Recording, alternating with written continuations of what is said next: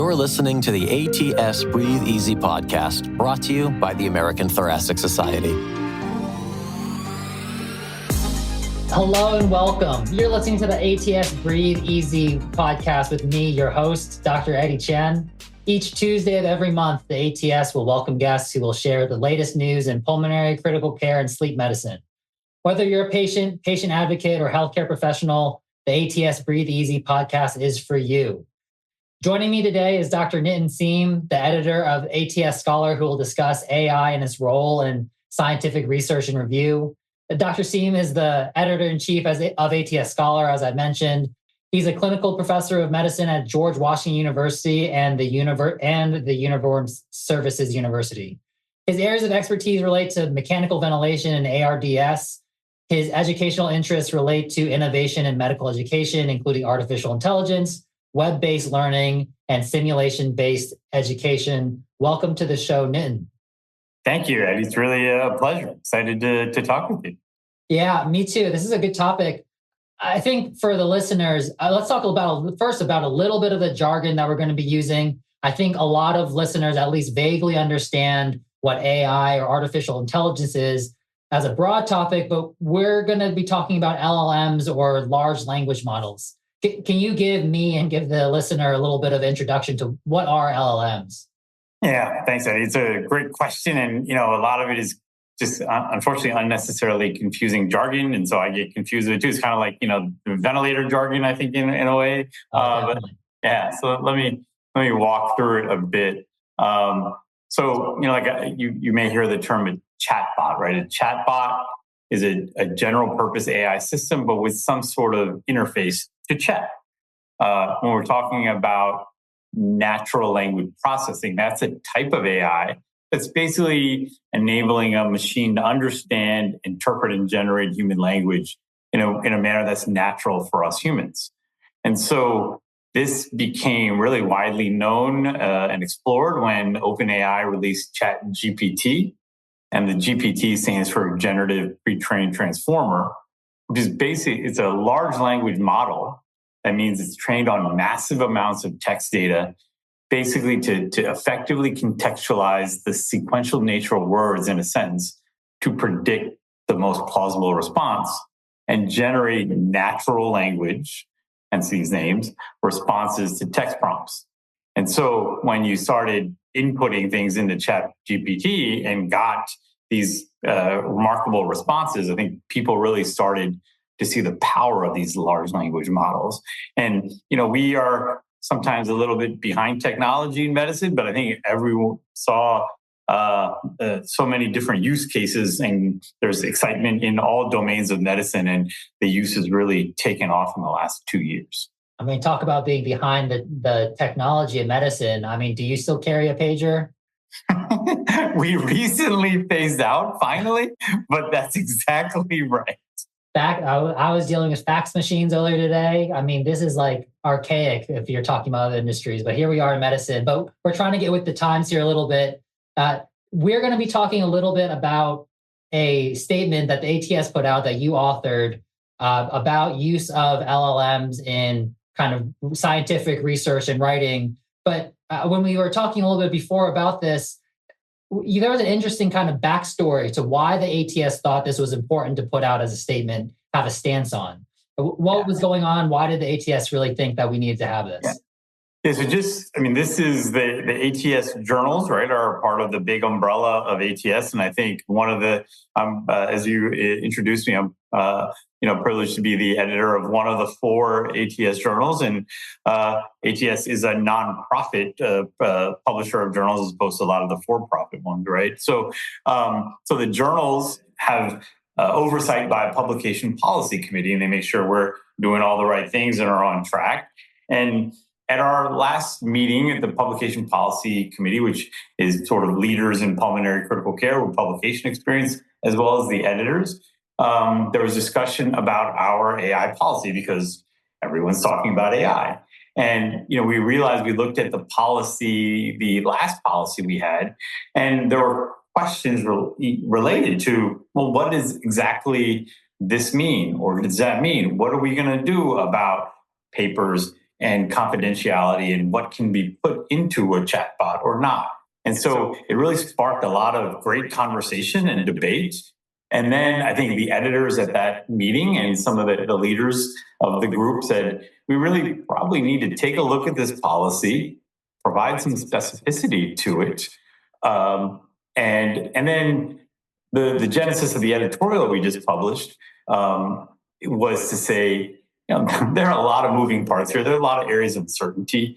In these situations, rather than just posting an update to a website, let's talk about it. And that's what the editorial was, to say kind of what our overarching goals were, but also some limitations and some challenges in some areas that we're going to have to monitor. Yeah, so for the listener, we'll have the link to this editorial in our show notes. But Nitin, can you take me through just some of the key summaries and main takeaway points from the editorial, from the statement? Yeah. So first of all, I appreciate you putting the link in to the podcast.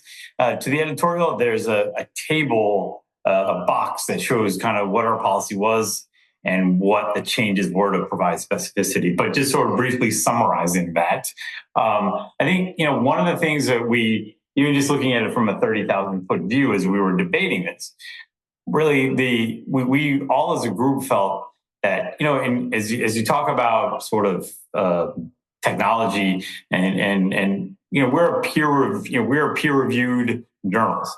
So when we take very seriously protecting authors' confidential work, that's a really important thing for us. Authors take the time and trust us with their manuscripts, and we'll hope to publish them. We need to protect that confidentiality until they're published. And so that was one thing that was really an important guiding principle for us. And that also that, we're going to be using lots of AI tools and such. But ultimately, if you're an author of a paper, you're ultimately responsible for your work. So you can use these tools as appropriate, but transparent disclosure is a guiding principle for our policies overall.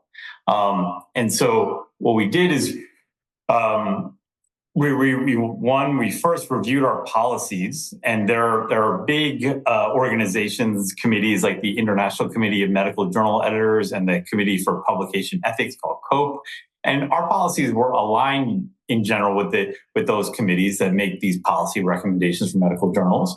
We also looked at other major medical journals, and we found opportunities to kind of improve our workflow for authors and reviewers and increase the specificity of those policies. But sort of some of the high points, right, is that we made some changes to our submission portal. So when you want to publish a paper, say in the Blue Journal, American Journal of Respiratory Critical Care Medicine, or any of our 4 journals, you go to a submission portal and submit the paper, and you fill out submit a cover letter and so forth. But you're asked several questions. We made a change asking both authors and reviewers to disclose any use of large language models or other AI tool use. This way, there'll be transparency for us as editors seeing that. For reviewers, when they're taking a look at the paper, how did they use the tool? And eventually, hopefully, readers of published articles. So we all know how AI was used in writing manuscripts. So this was kind of more left to the authors putting it in the body of the text as opposed to in that submission portal for us to see. So that, I think, was an improved workflow.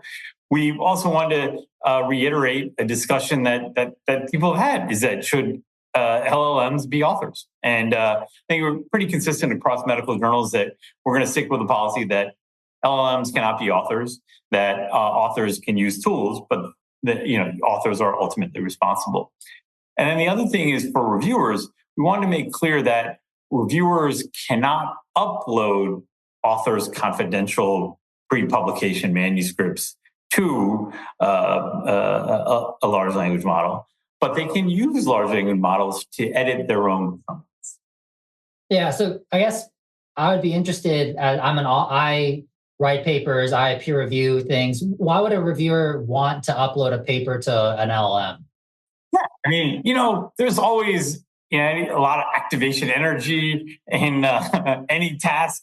we appreciate peer reviewers a lot of times doing it, after hours or at the end of a busy day when, it's another job in academic medicine. So you may want to say, hey, start me off with some ideas of what do you think of this paper, right? Like people are using LLMs for all sorts of things. And so, what do I want for dinner? What do you think about this paper? Right. Yeah. So that's where I think it is something that could come up, and so I think we really wanted to sort of clarify that. Yeah, I think one of the challenges I can see with this is you're saying, oh, this is part of the submission portal, and we're clicking these boxes. It's an honor system to disclose, and this is a quickly evolving field, and a lot of these things, a lot of these policies might be seen as a little bit backwards or maybe even too much. What are your comments on kind of the honor system disclose, and then how often is these policies going to be revisited and reviewed as this field is just exploding, leaps and bounds every day? There's something new. Yeah, these are great questions. These are actually things that are, again, we hadn't been sort of articulated. So we said this is a great time to walk through this. I think in terms of the honor system, I mean, honestly, that's when you're asked about conflict of interest, that's an honor system based thing. So it's really no different than the other disclosures that authors have. And I think, as you may have heard, when like GPT was coming out, it's actually very hard to pick these things up anyway as a gold standard of what is AI produce versus what's author produce. And obviously, when you're hearing about students writing their essays with ChatGPT, this is an area that it can be challenging. But I think when we talk about being backwards or too much to disclose, I think our lens as leaders of peer-reviewed journals is different than, say, like a technology company or an individual who's using AI tools to improve their efficiency and maximize their work, right? I think, as I mentioned before, protecting authors' confidential work and asking for transparent disclosure really are our guiding principles. So, a technology startup or a busy, individual clearly doesn't have those same goals and such as, and we acknowledge that they may see this as too much. But I think to maintain our goals of protecting authors' work and transparent disclosure for our readers as well, we felt strongly this was the way to go. And again, it's consistent with the other medical journal committee recommendations and with other journals. But I think your last point of reviewing and revisiting is critical, right? Something starts out as new. We check things for accuracy, bias, and so forth. And then at some point, it just becomes part of our workflow. So part of our recommendation that we thought was a bit unique compared to what some other journals had done is really because we have these experts in the Publication Policy Committee, and we can actually add experts in informatics and in particular domains of expertise, that to really set up a group of experts within the Publication Policy Committee for continuous review of our policies. And as there's more experience with and understanding of AI tools, there may be a time to say, hey, the policy will be revised. But I think a continuous review process, rather than saying we're going to review this every 2 to 5 years or whatever that might be, as you say, it's such a rapidly evolving field. We're going to have to watch it very closely. Yeah, no, that makes a lot of sense. And I think, so let's say for me as an author, I want to be honorable. I want to disclose everything. I once picked up a piece of candy from that booth at one of the conferences. I want to disclose that. And I come across this box that said, hey, did you use AI? Did you use LLMs in writing of this paper? Well, where's the cutoff for that? Because as you've mentioned a couple of times, these AI, ChatGPT, LLMs are a big part of just kind of everyday life and occurrences. So I have a real story. I have a colleague who came across a similar checkbox on a journal submission, and they had used an AI function of their word processor that helps them cut down words. Because, as much as I like writing 4,000 word essays, the journals only want 2,000, 2,500 words. And so we're always coming against and working, trying to decrease the number of words in our manuscript. Does that count? Where should I draw that line? Yeah. So, I mean, I think if you're using, and so these are, again, very sort of areas of debate. I think if you're using, Microsoft Word and you're getting the, spell corrector, that's something you don't need. What's that? The paperclip. Yeah, exactly. So you don't have to disclose those sort of things. But if you are entering it in so what I would say is you disclose, I entered in for editing and a review of grammar into ChatGPT or whatever you did. And that'll get flagged for the editor. The editor will look at that. And like, if I see that, I'll say, that's fine. Thank you for disclosing that. And we're going to send the paper out for peer review. So I think that's kind of the standard process. So I don't think that anyone should be worried that some reasonable use of an AI tool that is part of your workflow, your paper will be rejected, your paper will be looked at more negatively. But I think, again, as we're all learning about the best uses of these tools and accuracy and bias and so forth, we're acknowledging that in a peer-reviewed journal, which is not a technology firm, we're going to err on the side of more disclosure. Yeah, no, that makes a lot of sense. So I guess to highlight that for me, for my colleagues, for all the listeners, if I click that box, just trying to be honest with my disclosures, you as an editor or your other co-editors and reviewers aren't going to view that as negative. My paper won't have any worse chance of being accepted because I disclosed that. Yeah, if you disclose like the chatbot wrote the paper, then that'll be obviously a problem. But if you use it for the example you use, then yeah, the editor will just pass that along. What happens is, right, when it goes in the submission portal, the editor sees it first, and the editor decides what to send out for peer review. And so the editor will vet that. And if there's something that's completely out of bounds, the editor won't typically send it for peer review. So I think that's where it gets flagged, gets seen, and it moves forward. So a peer reviewer will see that, but the editor's already said, hey, this is a paper we want you to review, so go ahead and review it. And so, again, sometimes what we'll see is the transparency is the key for us. But also, a reviewer might say, yeah, I noticed that they can put comments into the editor, right? And they can talk about the use of the AI tool. But again, those sort of minor things, that's not going to impact the paper. No, that makes a lot of sense. So we talked a little bit from the reviewer side, the editor side, from the author side. I kind of want to change gears a little bit, and I want to talk about LLMs and these AI as topics of a paper. So this field is ever evolving. This field is ever changing. This is a very exciting field, and people want to use it clinically. People want to use it as part of their research or as a topic of research. What would you say to authors who are looking to submit to one of the ATS journals or any journal when they're talking about, hey, what I want to study is LLMs?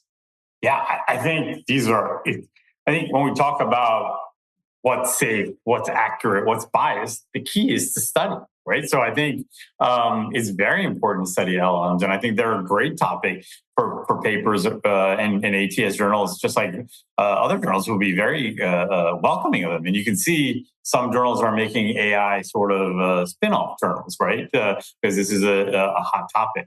I think, as you said, one of the challenges is it changes so fast. Right. So you may do a study on a prior version of GPT or Gemini or whichever LM you're using, and then the next version improves. So I think it's a rapidly evolving field, but we want those papers. We want you to disclose how you use an LLM, be detailed about the versions you use when you're writing the methods. What were your primary endpoints and what did you find?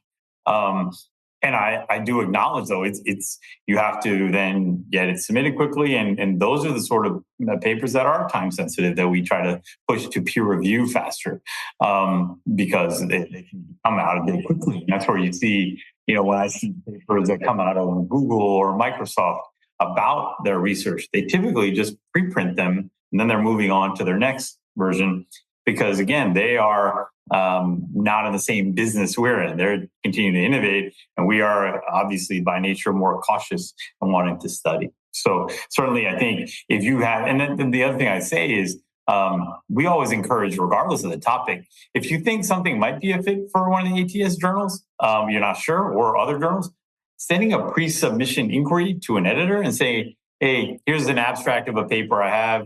Do you think this is something that you would be interested in publishing, subject to peer review, of course. And so I'd encourage authors, if they're not sure, to do that. And if you get a yes, then that's, suggest do the full submission. If no, then you can kind of move on to another journal.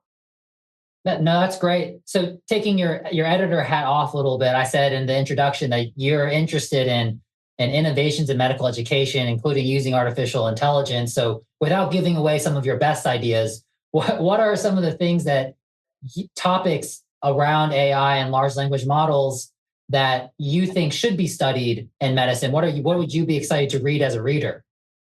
Yeah, so I think, I think there's so many things right now. I'll give you an example, right? Like, so how do you, so for me, I think one of the fascinating things are a lot of the use cases for AI are kind of low-hanging fruit type of things, right? That, as we were talking about before, getting past that initial activation energy of completing a mundane task, right? Helping draft emails, providing language for, maybe if you're writing learning objectives for a curriculum, if you're an educator, right? And you just need to get this moving and say, okay, that's pretty good, or I don't like that, and I'll start editing, but it gets you moving forward.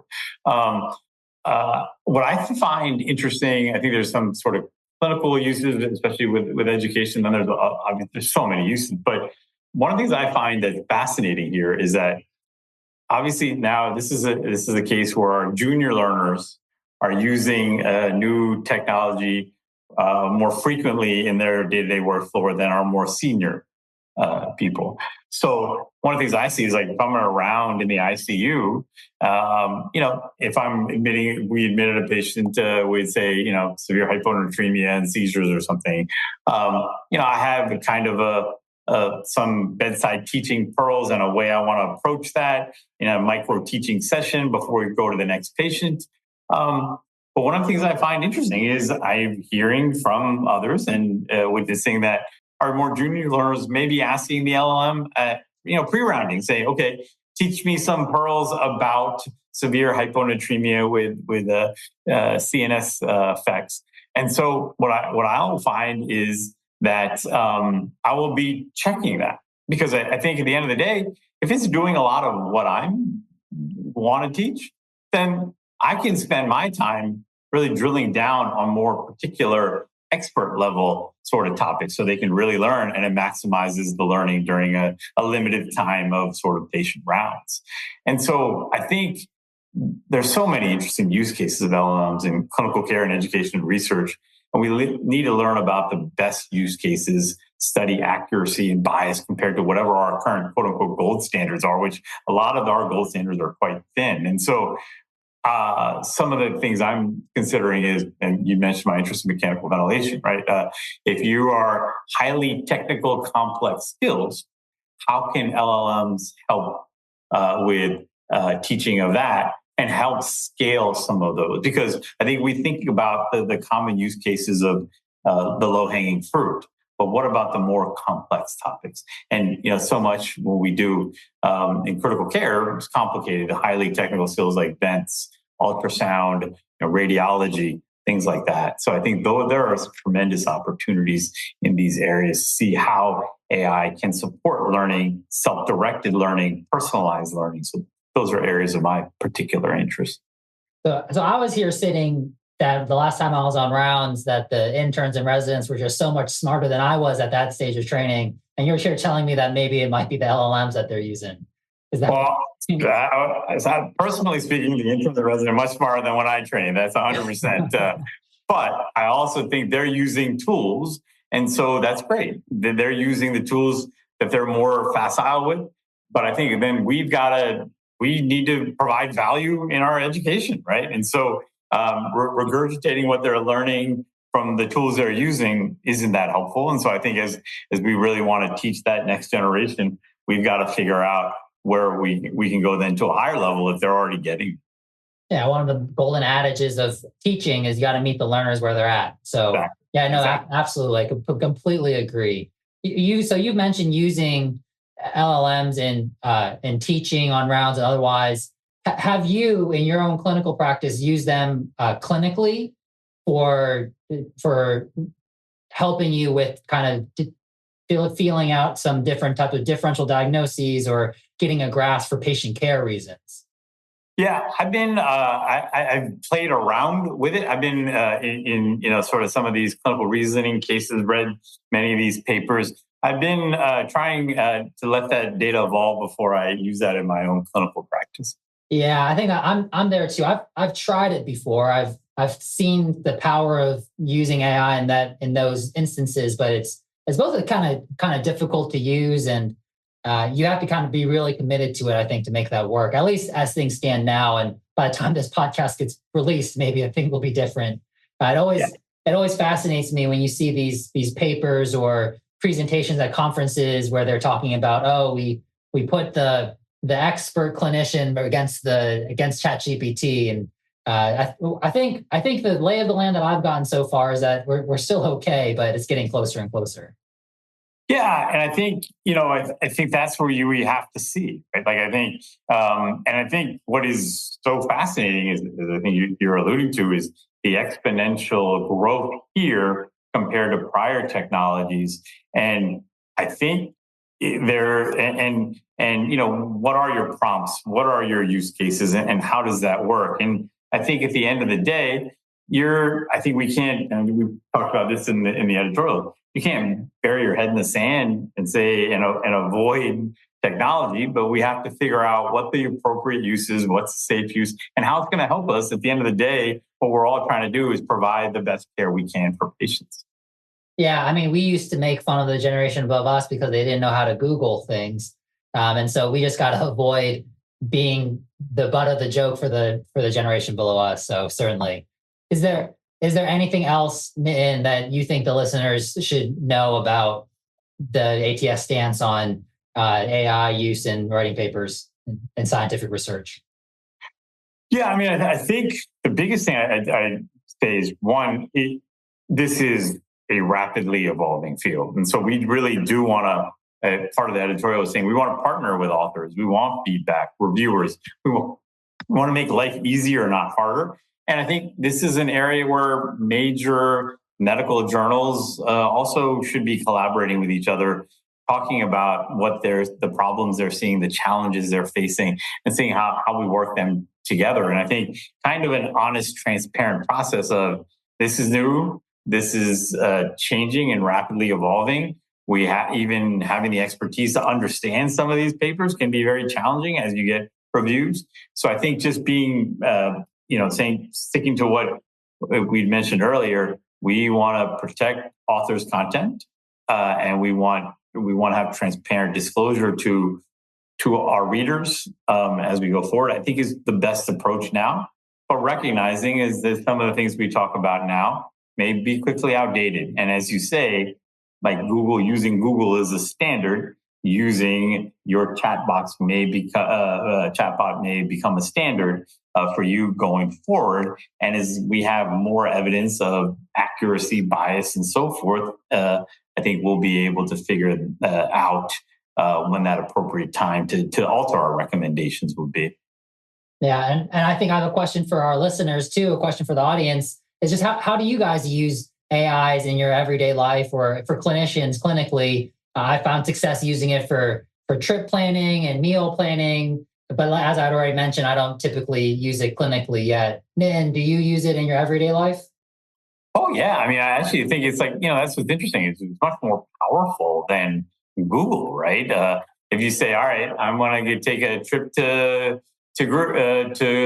Italy, tell me, make me an itinerary for, a week's trip or a 10-day trip. And the part is, prompting it well, you do better. And then the part that's even more powerful is the conversation. You say, well, I like that, but I didn't like that. And tell me more about doing this. And in general, as you have that conversation and you prompt it in a way that's effective, you can get a lot more out of it than Googling something and typing, clicking on 10 different links to find the one you like. You just have to hope somebody has flown into the same city, has the same 10-day itinerary, and that you have the same interests, and try to find that on Google. There's a lot more flexibility with the AI and the chatbots. But man, this has been a fantastic conversation. Thank you so much for your time and for joining us today. And thank you to the listeners for joining us today for the ATS Breathe Easy episode. Please subscribe and share this episode with your colleagues. And if you haven't done so, register for the ATS International Conference in San Francisco this May. Go to conference.thoracic.org today. Members get a discount on conference registration, so become a member or renew your membership to take advantage of the savings. And we'll see you next time. Thank you, guys. Thank you for joining us today. To learn more, visit our website at thoracic.org. Find more ATS Breathe Easy podcasts on Transistor, YouTube, Apple Podcasts, and Spotify. Don't forget to like, comment, and subscribe so you never miss a show.